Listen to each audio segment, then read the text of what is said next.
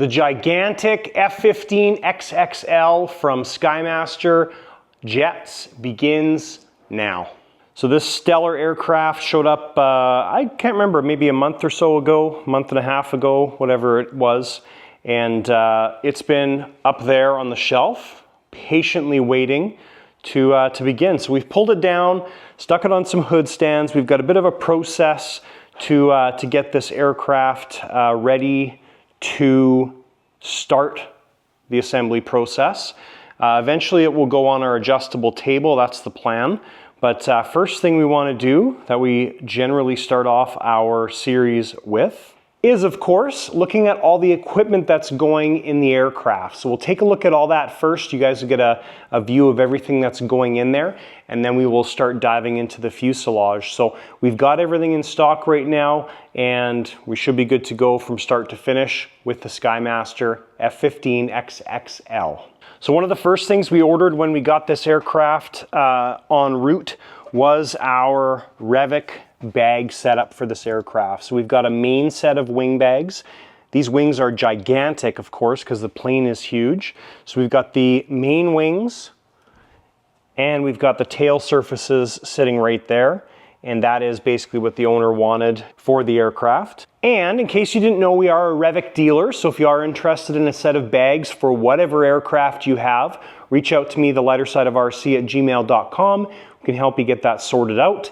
And of course, that's pretty much what we use on all of our aircraft is Revic covers. Best bags out there, and keeps your toy safe, and of course prevents hanger rash moving it around your shop or in and out of your vehicle as well. So here's our equipment laid out here. We'll take a look at the equipment layout. Of course, we're piloting this aircraft with Jetty. That's what the owner uses. And we'll start left to right here, but we'll start off with our turbines. So in this aircraft, we have two Chikoi 240 turbines, and these are the Pro Hub version as well too. We did a video on the Pro Hub, so both of those guys are matching with the Pro Hubs. We've got a set of Unilight afterburner lights. That's what that stuff is. So that is crazy bright. They're definitely the brightest afterburner lights out there. We ordered these when they first showed up because we were able to measure the pipe size. So here is the size for the afterburner rings. These are the biggest ones that Unilight makes. So inside dimension, outside dimension, and the afterburner controller. These are also the ones with the big heat sinks on them. They've got 2 power leads for each afterburner light. Like all of our big scale aircraft, we're putting an onboard compressor on it. So the V-Speak onboard air compressor is what's going in there.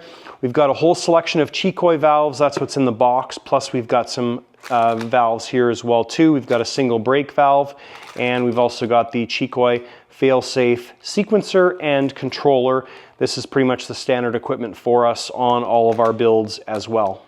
Now the nice thing with that Chikoi sequencer and controller and fail-safe device is, of course, it's a fail-safe. So you can set that if it gets down to whatever number you're comfortable with, 70 PSI, 65 PSI, the gear comes down. And also you get good telemetry feedback with that as well too. So that's also sending the information to your radio so you can do whatever you want to do with that telemetry. Now we do have 2 Jetronic valves here. So the high flow Jetronic valve will be used for gear up and down.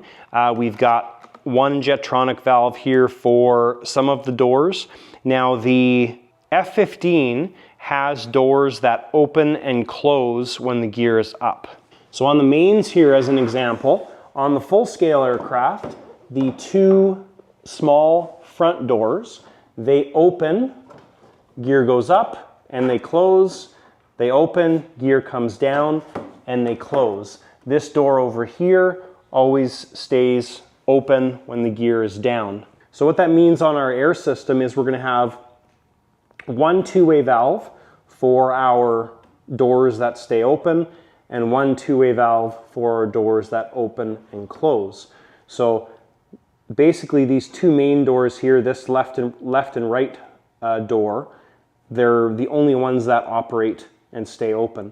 These 2 doors on both sides of the mains, and the nose door here, this also opens and closes when the landing gear's down. So door opens, gear goes up, door closes, door open, gear comes down, door closes. The back door here is hinged with the landing gear itself. And yes, those of you that are observant will notice that this is backwards right now. We need to do some massaging to sort that out. All right, a couple of our expander modules here. So we've got an E4 expander. This is for telemetry expansion with Jetty. And then we've also got the Elite SE6. So this is a bus device. So we can plug this into our central box and have 5 or 6 usable channels for things like air valves. Nothing high draw that we want to run through that, but this is a good device for our setup here. Going into the Jetty stuff, we're using a Central Box 310. That's what we're going to be the primary central hub for everything. Part of the reason we use the Central Box 300 series in this situation is we use the same battery setup for pretty much all the scale aircraft like this. So it's very simple. They get 4 4,000 milliamp 3-cell Gens Ace LiPos. So 2 of those LiPos go to the turbines, 2 of those LiPos go into the central box. So the central box takes that 3-cell LiPo and reduces it down to whatever our set value is. So in this case, we'll be running it probably at 8.4 volts, and the servos get a steady 8.4 volts all the time. Now, teed off of those batteries is things like our compressor, as an example. Our afterburner lights, we're going to need to put an S-BEC or a BEC on that to drop it down to 2-cell LiPo. So there's some other things that we'll be adding into the list of components, but this is our getting started point. So we've got 2 Rec 7 receivers. These are the long ones with the 40 centimeter dipole antennas. Of course, we're using a Cortex Pro in the aircraft.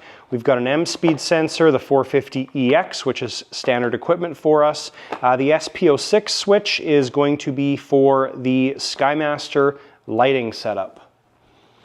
So this is the newest generation of controllers. Looks like the other one, just with a different label on it, but these are parasitic. So when there's battery connected, they're turned on. And that's what the SP06 is for. So this will be powering the Skymaster lighting controller. When everything's turned on, this will turn on. When it's turned off, this will turn off, and the lighting controller won't be pulling any voltage from any of the batteries. We've got the NG US version for the 900, we'll be adding that. And then our RC switch, this is the small one without any antennas. So that's our electronics portion. And then last but not least, we've got our servo layout. So on this aircraft, we went with 599s everywhere. And the only 9930 is going to be on the nose steering, but everything else is going to be all 599s. Awesome, awesome servo. So although this aircraft is huge, it's actually very simple when it comes to the electronics layout and the servo layout. So on some larger aircraft like A-10s, F-14s, you've got like 13-ish servos that are being used. Because the F15 has no leading edge surfaces, everything's quite simple. This is a lot like a sports jet as far as servo layout goes. So 8 servos for the control surfaces and 1 for the nose steering. And it's 8 because we've got obviously 2 vertical stabs. So I haven't checked the website for Skymaster, but I don't think there's a manual yet for this aircraft. Really, it doesn't make a difference for us, other than maybe some travels on the tail section, but I'm not really worried about it. We do have the CG point marked on the fuselage. Now, if you missed the unboxing, there's a link down below to the entire build series of this aircraft. So it's a playlist. So if you missed the unboxing, I'd encourage you to check that out because you will see some of the details that we covered. We'll get into it, of course, through this build series, but it does have a lot of details that are very good improvements when it comes to seeing these aircraft get better and better with time. So like normal, one of the first things we want to do is, number 1, set up a new model. Number 2, take all of our Jetty devices and make sure they're updated. So we're going to do that with all of the devices, the central box, plug them into the computer, into Jetty Studio, get these devices updated and ready to go in the aircraft. We'll also create a new model on our shop radio.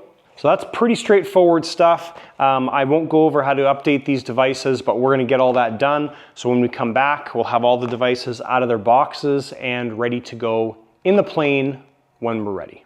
All right, so devices have been updated, radio program has been made. When I do a new model like this, we've got a blank model that we copy. So most of the setup's already done with the blank model. I do go through and I assign the switches to certain areas and stuff, but the blank model pretty much has everything already done for me. So what I've gone through, I'll show you the basic layout here. So we'll go model, function assignments. So here's all of our functions that I've thought of initially.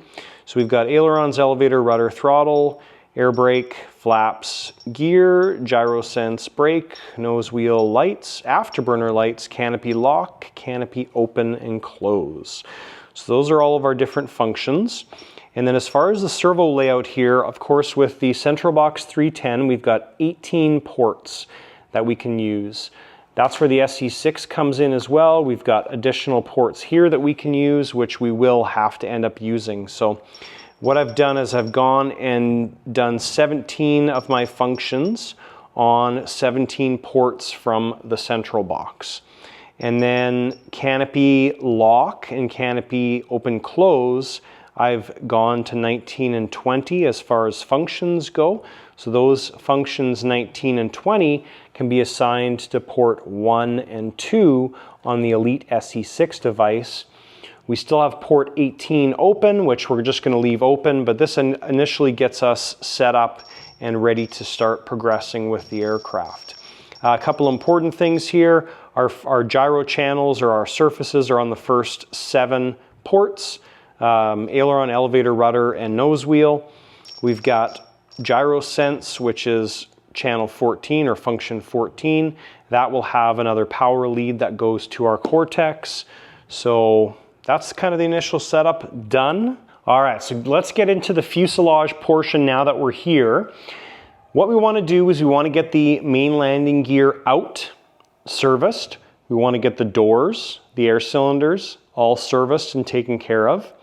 Then we're going to split the fuselage, get the gear reinstalled, gear up, and airplane sitting on the bench. The fuselage sitting on the bench. That's ultimately what I want to accomplish here as a first step. So when the aircraft is open, we've got our engine hatches open, engine hatch on this side. The pins for the engine hatch are right there. So pretty easy access, which is nice. And we don't need to worry about losing the pin or anything, because there's nice keepers in there already. So good access with the engine hatches open. What we also need to open up here is the air brake section. So generally with Skymaster aircraft, and I just looked inside here and I can see there's a couple quick release hatches for the air brake. So we're going to take the air brake off. We're going to disconnect the air cylinder from the air brake. And then we're also going to open up this hatch right here. So this hatch, when it comes off, will kind of give us full access to the mid part of the fuselage. That's the only access we have other than from the underside with the gear doors. So this was all pre-done from the factory, so nice screws here and everything. So we're just going to open that up and then we'll take a look at this fuselage once these pieces are removed. All right, so first thing we're going to do here with the fuselage as well is pull our tail cones off, our turkey feathers. So these are all keyed, so they come off quite nicely. I'm recording this for a second time because I messed up on the camera. So we've pulled the pipes out and marked them left and right. I'm assuming they're installed where they need to go, but they may not be, but this is just for reference where they came out from.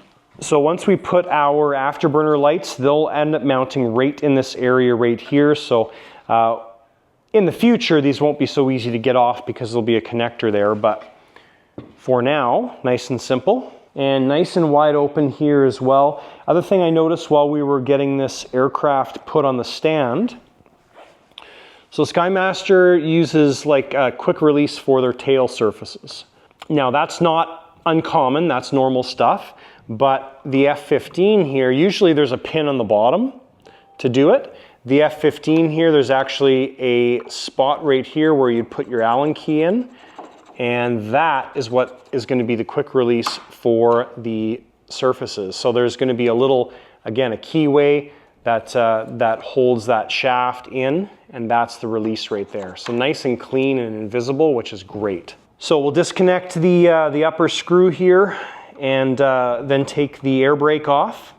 And then once that's done, we're able to take the tray off here and slide it over top of the air piston. Okay, so once the screws are out, everything just comes out nice and simple. So very easy to remove that cover. And then the quick releases for the actual air brake are just like hatch latches. So you just reach in there, the little pins are actually on the, where were they? On the back side here. And you just squeeze them together and the whole air brake comes out. So this is my first view of the inside. We didn't take this air brake off when we unboxed the aircraft, and she looks awesome. So good access now to everything. We're able to get in here and work on this landing gear from the top side as well as the bottom side, so that's good. Looks like we've got fasteners going through the former work back there. So from the back side, and then also from the front side on the other side of the landing gear. So just taking a look at all the structure, we've got nice carbon installed in the layup, in all the gear locations. That's awesome. And the nice structure here for the air brake, this is great to see as well. Everything's nicely screwed in place. We've got nice thick G10 material, so very nice. So one of the downsides with F15s, especially the smaller ones, is just access in general. Normally, you don't have hardly any access on an F15. One of the tightest aircrafts I've ever built has been a smaller F15, but this one, once that air brake comes off, is not too bad at all. So we've got good access to our air system here as well. One of the things that I'm not sure of, I haven't really figured it out yet, is where our fuel tanks go. So our CG mark is right here, and I think we have some conformal fuel tanks. So I'm not sure where they're gonna fit. We have to figure that out. If I had to guess, maybe down there, but I don't know. All right, so while we go through this, it's gonna get a little bit scattered, but wanted to see where the fuel tanks mount. Nothing's done already. Sometimes Skymaster kits, this stuff's already done. Sometimes like this, it's not. So I have no idea how this stuff mounts. Kind of just taking a peek at things. It looks like those two big tanks, long tanks, I think would mount in this center section. Something like that. It's pretty close to the landing gear, but I think that would make sense. And it looks like these would get glued to the back of the long tanks. This probably gets mounted right there on that former. So that's my initial thought, keeping in mind that our CG location's right there, so those tanks would be right over the CG. The smaller tanks, I think, go in these pockets right here. Looks like that's how they're gonna mount. So we took some pictures of the wood layout, sent it off to Skymaster and Doug at Jets North Jets to try and get some insight as to the layout. And that brings up a good point. Who do we get our Skymaster aircraft through? Well, it's Jets North Jets. Doug Boyle is awesome. He organizes everything for us, gets them shipped directly to our location here. It's amazing. And if you are looking for Skymaster aircraft, even if you're in the US, I would highly suggest reaching out to Doug at Jets North Jets. Link in the description down below to his website, and he's awesome. Thanks, Doug, for organizing all of this stuff. And I talked to Doug just before recording this video. The F15 that he put together was one of the very first ones, and he actually didn't get any of that wood structure. So he has no idea how it's laid out, which is why he's reaching back to Skymaster to try and get some insight on their theory behind this. Now, I did obviously chat with Doug. This location is correct for the main tanks. The saddle tanks or the side tanks don't fit here. Apparently they're supposed to fit right there. Now I took them and I tucked them in that location, and they do fit very nicely. So that's where we're gonna end up mounting them. So what do we have to do for the process here? It kind of fits with everything we wanna do. So we wanna take that main gear out. While the main gear is out, we're gonna flip the fuselage upside down and work on that saddle tank first. So this plane build is going to be a little bit different, and we're going to kind of jump around because it's going to be very specific to the F15, this specific one, and how it needs to be laid out. So what we're going to do now is we are going to pull the landing gear out. So that's a pretty simple process usually. This one doesn't look too bad. It looks like we have to undo the gear and then pull them out through this part of the fuselage, if I had to guess. We'll be disconnecting our air lines everywhere, our brake line, and getting that out. The goal here is to pull that gear out and Loctite everything, which is our normal process. Okay, just so we don't keep bumping this thing, we're gonna pull the air cylinder off and get that out of the aircraft. One less thing to worry about while we're flipping this thing upside down and working in this space. So what I like to do with all these air cylinders anyways is I like to cut the airline off right at the nipple and start with a fresh airline going over top of everything after we service the air cylinders. So that's kind of the best way I've found to do it. We'll just cut those nice and snug to the nipples. You can also leave the color on there. So if you leave the color on there, you know where everything's routed to, and it works really well. So we'll pull this air cylinder out and then we'll start working on our landing gear. All right, so big planes like this have lots of room, but not always easy to access. Man, this thing is a behemoth. So last screw's coming out. I don't know if the gear is gonna come out. I'm pretty sure it's gotta come out my way anyways, so, because there's no way it's fitting through the opening. This is always part of the learning process of trying to figure out how this stuff comes and goes. When I do something like this, I like to have my magnetic tray so I can lay the bolts out in the order that they came off. There is two different sizes on the gear. There's 5mm bolts and 4mm bolts. So anyways, let's see how this gear comes out, if it does. Got a couple of our keepers here holding everything in place. So there's little airline keepers there. I'm pretty sure we need to pull those guys off. All right, so that is how the gear needs to come out and go back in. So when we put this back in, we kind of have to get the wheel through the opening and then extend this guy so it rotates and then drops into place. Not easy, but possible. I thought we were gonna have to pull the center brace out here, but we didn't have to. So that is what the landing gear looks like pulled out.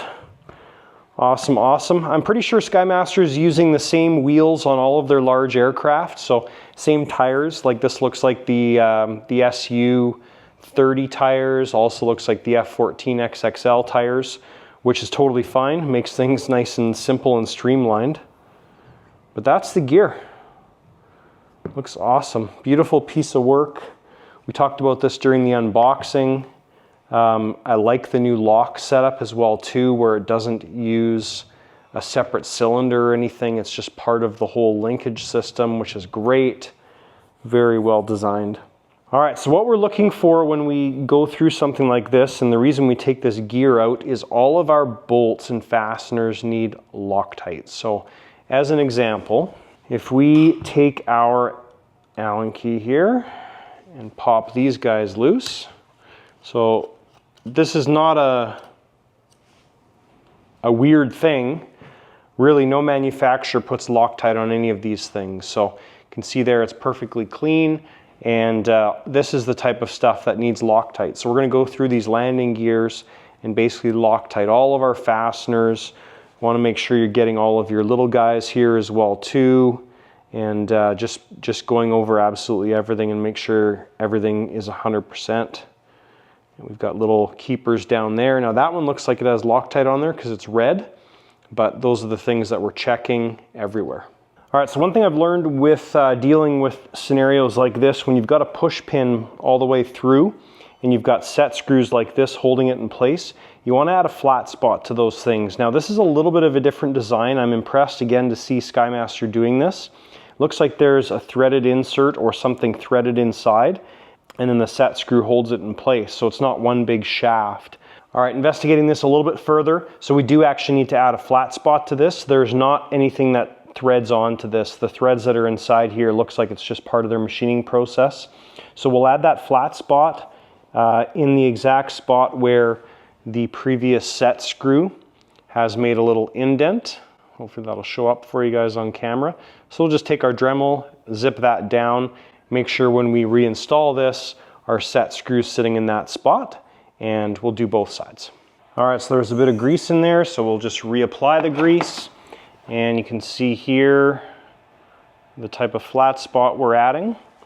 So when we put this back together, we just make sure that our flat spot is visible through the set screw hole.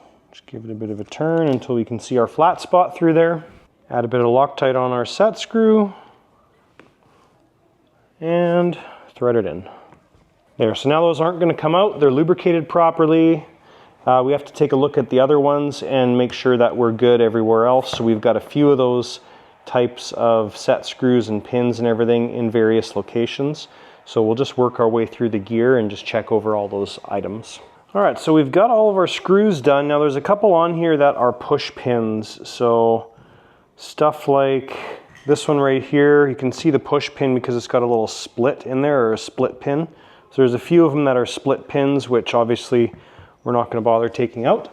Now, again, you want to go a little bit further here, so pop the cover off. This doesn't, initially when you look at this, you think maybe that the end piece needs to come off, but this entire cover comes off, and it's got a cutout there for the valve stem for filling up the tire.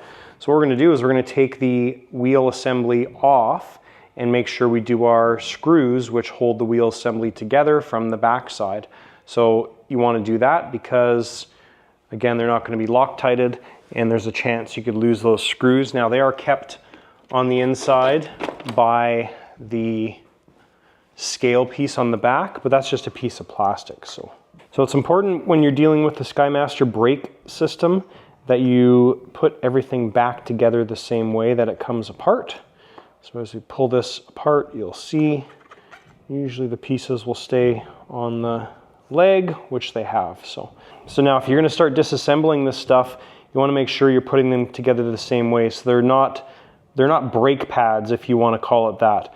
So it's just a bunch of brass, I think they would call them crush washers. So you got the silver piece, brass piece, silver piece, brass piece, and that's pretty much the standard for all of their brake setups. And then the one thing that people often will think is the brake pad is this guy, but that guy actually sits against the rubber O-ring, and it's these pieces rubbing together that actually makes the brakes work. So just be aware of that. That's a standard thing with all Skymasters. So we're going to leave this assembly as it is. There's no reason to touch that any further. It's nice to see that they've gone with an angular axle setup, so bigger bearing on the root of the wheel assembly and smaller bearing on the exterior side. And all of these screws are the ones that we're actually going to take apart and Loctite. So you've got the outer ones. Those outer ones are for holding the wheel together.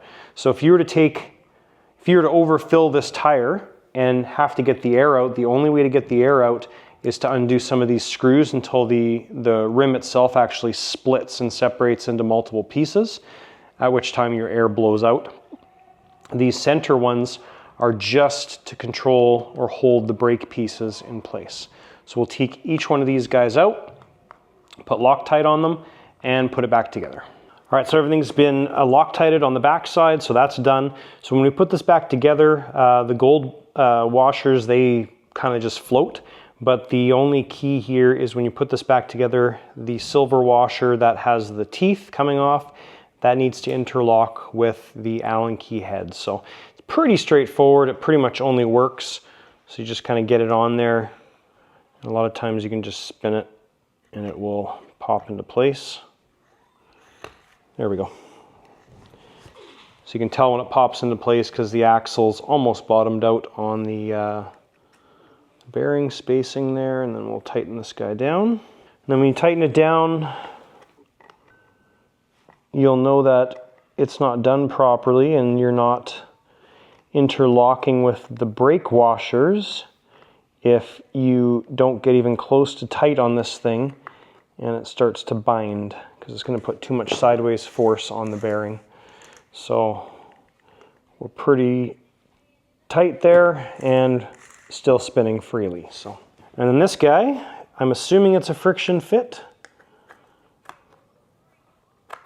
Nope, she's loose. So we'll just put a couple drops of CA on this, just around the perimeter. It looks like that's what they did previously.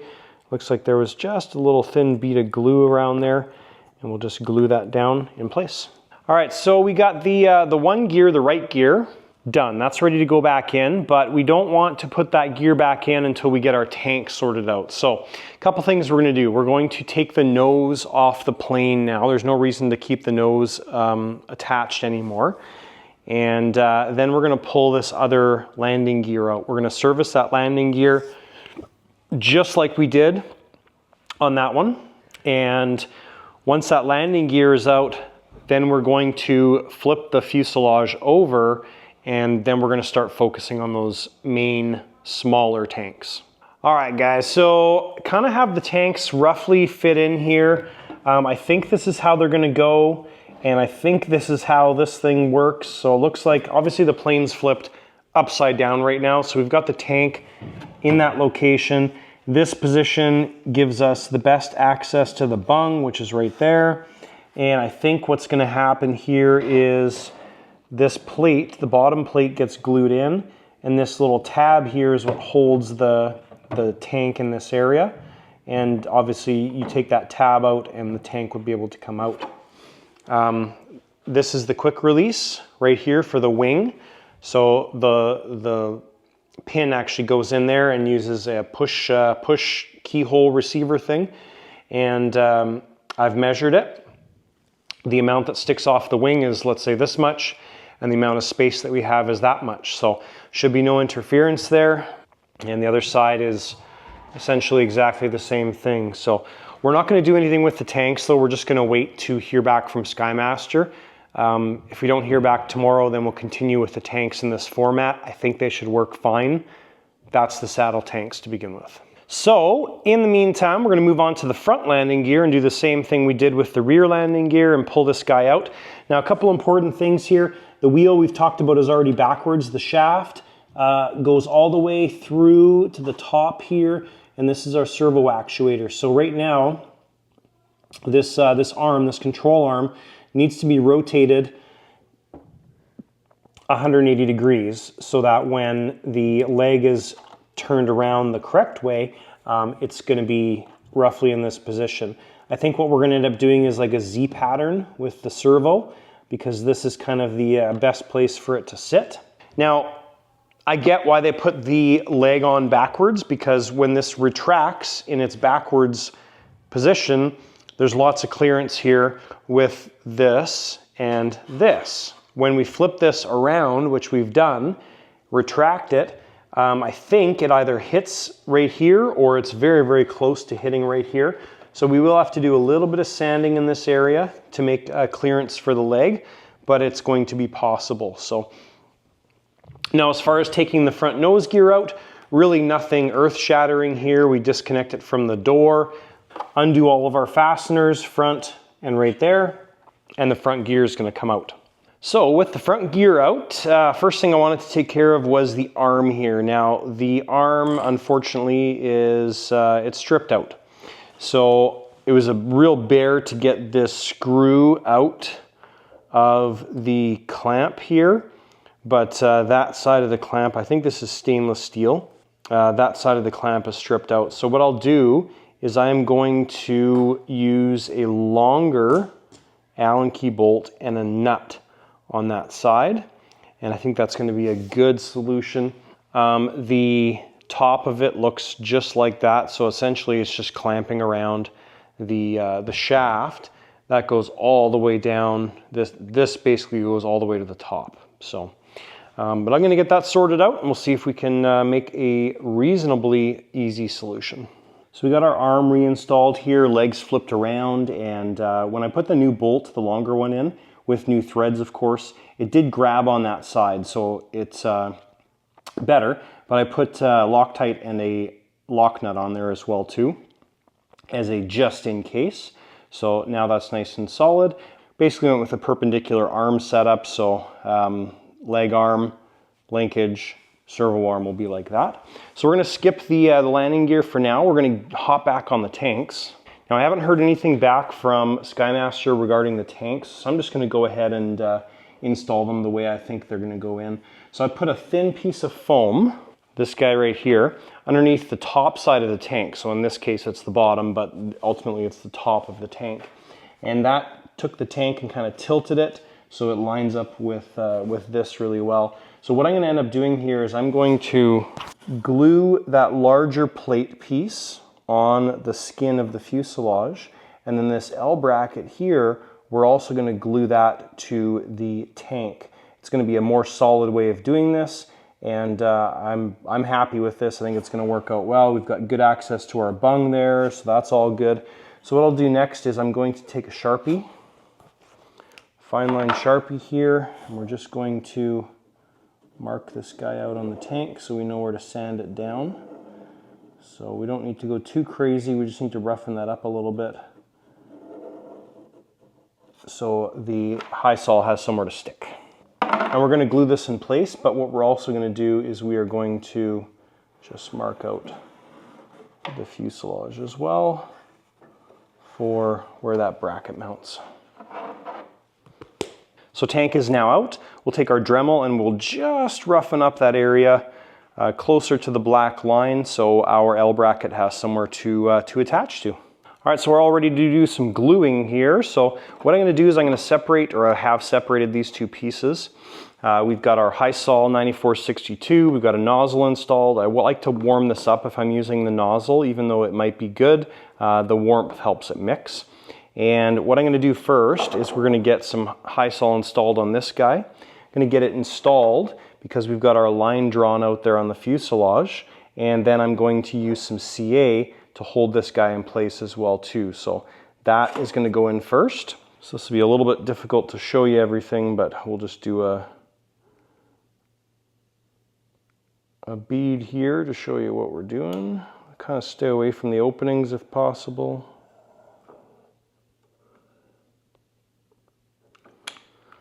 Because we just need a spot to be able to use CA on. So now we're going to pop that down in the fuselage in its spot.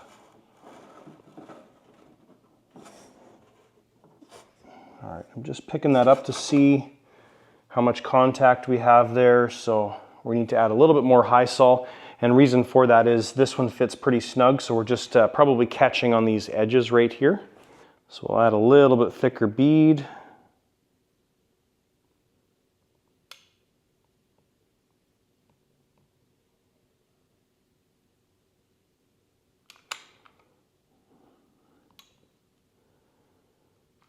There we go. Give that another try. And that feels better. Yes. That's better. So I can feel the contact there. So now I'm going to take some CA and we're going to just put it in those openings just to get this guy locked in place. All right, so next thing we're going to do now that that's glued in place, I actually ran CA on the edges, wood-to-wood contact, so that worked out really good. So now we're going to take our tank, which we've sanded down the little ridge for this guy to mount to. Now we just want to do a thin bead on this, and we can always come back and re-glue it, but we just want to get this kind of tacked in place. We'll use a couple spots of CA to hold it once everything's lined up, and we also want to just use a thin bead of high sol right there to get everything done. So maybe what we can do is we can actually put that little bead of high sol on there first, just because we've got more control at this point. So we'll just put a thin bead right along that black line.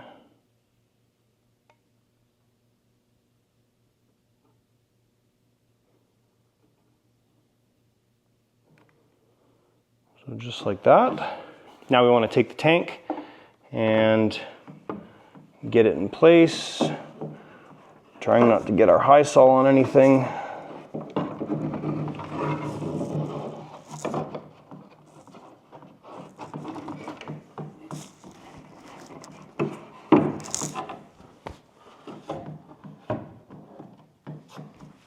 All right, so that's done. Now we will take our bracket and set that in, screw it down, and then we will get everything kind of tightened up, and we will lock it in place with a little bit of CA. Oh, I think that turned out good.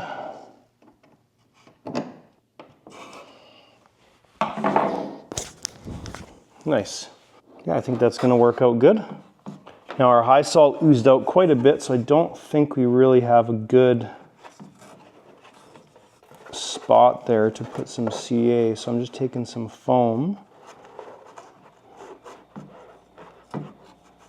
and jamming it in there between the fuselage and the tank to see if we can get that. Yeah, there we go. Awesome, that's good. So everything's fastened in place, stuck in place. We've got that foam jammed right there, holding the tank kind of down and out. And now we're just gonna leave that be and do its thing.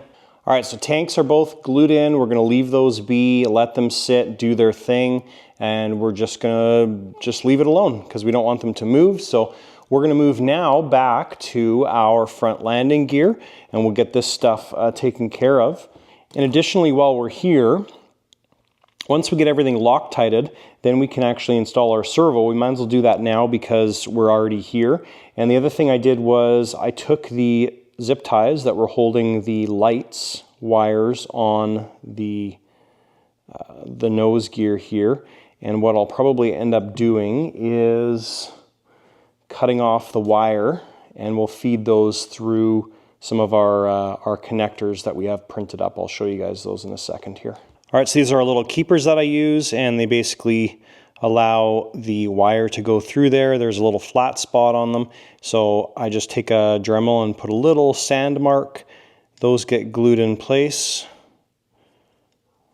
like that, obviously on the leg, and then the wires run through there. So it'll be a nice clean way of keeping that those out of the way. So we're just gonna do the standard thing, go through all the fasteners, Loctite everything, and make sure we're good. There are some ones on the inside here that we need to address. So what we need to do to access those is pull these guys out, this guy out, these guys out, pull this plate off, do those ones from the inside, and then put each of these plates back together.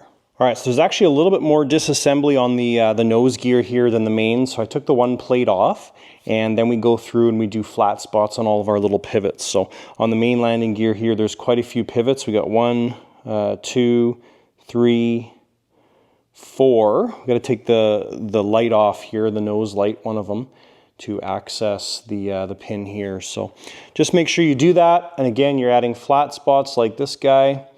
Otherwise, what happens is that little set screw just lets the pin slide out eventually. And sometimes it doesn't take very long. So then we just pop it back together. A little bit of Loctite on our set screw.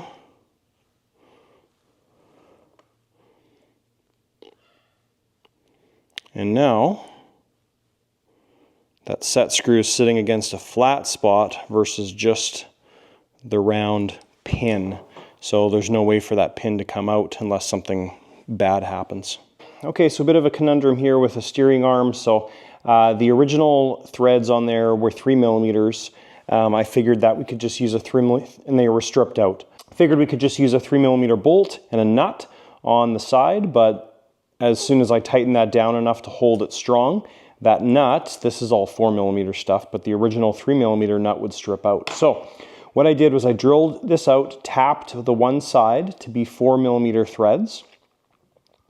And then I took my Dremel and I flattened the ends down because this was sitting at an angle, so it was causing quite a bit of angle force when you tighten that down. So I'm hoping this is enough now.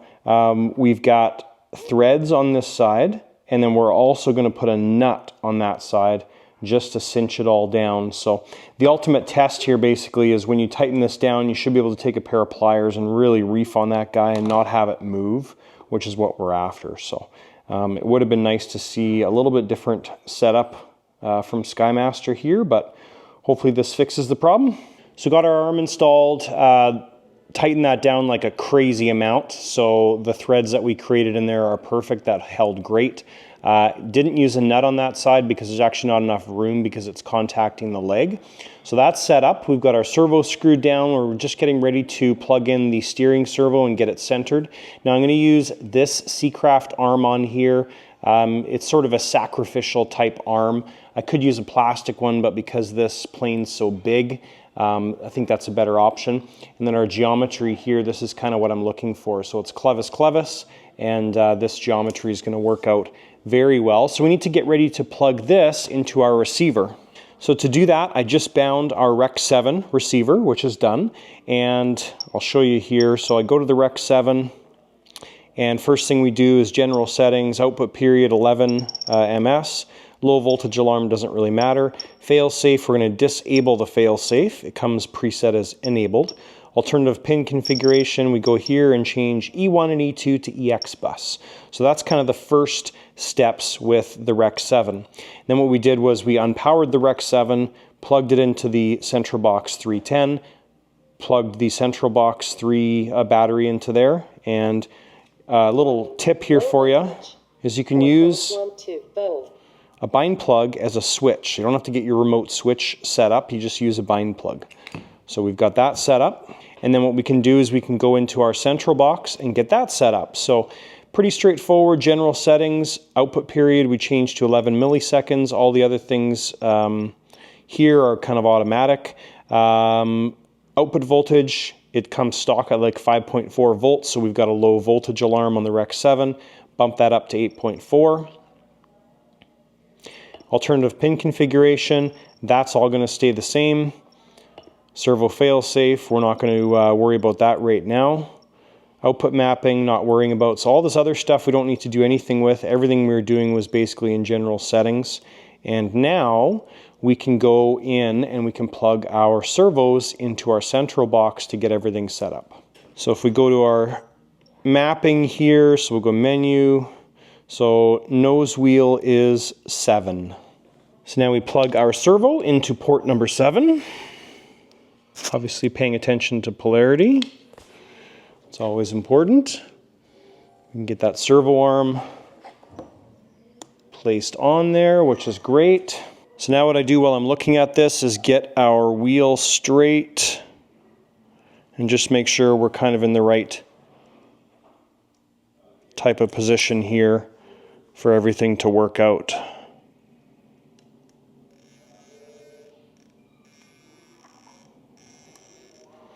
There, so with our clevis installed, I look down to the wheel and it's pretty much straight, so that's perfect. So now we'll get that servo arm fastened down, get our clevis installed, and the steering system is good. All right, so servo's all centered, all good, and because of our funky geometry here, what I did was I limited our travel to even out the wheel. So, for example, with the funky geometry, one way was going visually just a little bit further than the other. So one directions were at plus 100, the other direction we're at like 75 or something like that, but the wheel visually is traveling the same now. And you can see there how the linkage and everything works. So the nice thing about doing it this way, the Z pattern, is if we did straight, it's going to be awfully close to the side member here. And the Z pattern keeps everything out of the way. So it's a nice solution. Now the Skymaster strut assembly here naturally has a little bit of play in it. Now that play is not in any of the arm here for the servo. That's internally, so I'm assuming this shaft interlocks with the top shaft, and there's a little bit of play in those shafts. So there's nothing we can do about that, but it's a pretty minimal amount of play, and not worried about it at all. So nose assembly, nose gear is good. Well, things are definitely turning upside down around here. Cheesy, I know. Thanks guys, that's video number 2. We're gonna count the unboxing video as video number 1. So this is video number 2. And that's video number 2. We got a good plan in place, I think. We got a good amount of stuff done, which was awesome. And things are moving along. So next video, we're gonna get into our air cylinder servicing first. And we're gonna do all of that before we jump into putting our landing gear back in. So lots of things accomplished in this video. This is a pretty cool plane. Very happy with it so far. Obviously the tanks are a little bit of a conundrum. The steering arm is a little bit of a conundrum, but this is why I do these videos, to help you guys out if you're building one of these in the future. So a couple of closing remarks here. Number 1, if you are not a subscriber, I encourage you to subscribe. Many of our viewers on this channel are not subscribers, so hit that subscribe button down below. We're very close to 60,000 subscribers, obviously working our way to 100,000. Channel members, thank you for supporting the channel and for being channel members. If you're curious what a channel member is, channel members get early access to our videos. It is a paid thing, but they get to see videos early before they're released on YouTube. Usually we've got 1 to 2 weeks of videos uploaded to YouTube. Last thing, guys, I encourage you to check out the Lighter Side of RC After Dark. The After Dark is our live channel, so it's a completely separate channel, but the After Dark channel, we do usually every 2 weeks, we do a live stream here from the shop on Saturday, and it's tons of fun. If you're on the live, you get to ask us questions, we interact with you because we can see your comments, and it's a blast. The other cool thing about the live channel is if we're doing any giveaways on this channel, that's where the announcement for the giveaway is going to be made. So in the past month, we gave away 2 of the awesome adjustable stands from Fly-Rite RC. They were, a couple $100 giveaways, and thank you Fly-Rite RC for providing those. But the winners were announced on the live channel. So encourage you guys to check that out, the Lighter Side of RC After Dark, and subscribe there. Thanks for watching, and we'll see you in the next video. I'm very excited to see everybody at Turbines and Tumbleweeds in Sweetwater, Texas, October 2nd to October 5th, 2025. See you there.